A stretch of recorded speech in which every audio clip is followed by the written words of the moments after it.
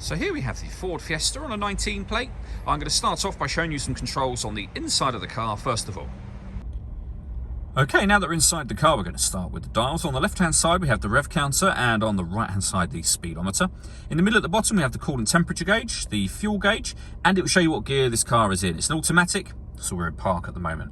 Above that, you can see the total miles for the car. They are 7,449.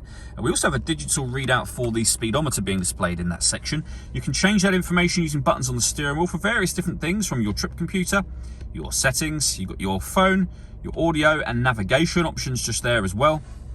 And then back around to the beginning again. And the buttons I was using to do that are just here. We then have stereo and phone controls beneath that. Stereo controls continue on the left, along with cruise control and speed limiter as well. We then have the main touchscreen in the center. This is where you add your phone. Search for your vehicle on your device and select it once it is found. And just follow the instructions on screen from there. You can load up your satellite navigation from here. There's a full video showing how the sat-nav works, which you can find on our website and on our YouTube channel as well. And then back out to the home screen. And this is where you access your music. So a few ways of listening to that. You have your AM, FM and DAB radio, Bluetooth audio, so you can stream your music wirelessly. This car also has two separate USB inputs as well. So if you plug devices into those, they will appear up here as further options for you.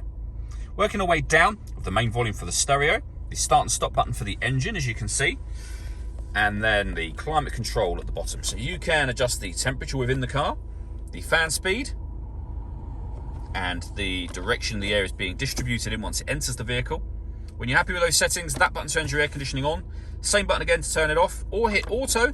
The car will now take control of the fan speed and direction of the air to maintain this temperature. Any manual adjustment will override auto straight away again and let you put it back on your own settings here. We have a heated rear screen, a proper heated front screen, a heated steering wheel, heated driver seat and heated passenger seat as well. The seats both have 3 different heat settings each. These are just on the one heat setting.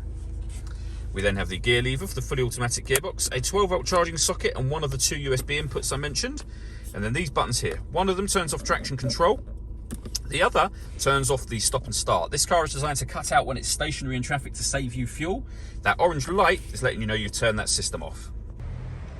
All that leaves me to say is thank you for taking the time to watch this video. If you'd like to come see the car in person and have a test drive, please feel free to call any of our MJA sites. We'd love to hear from you soon.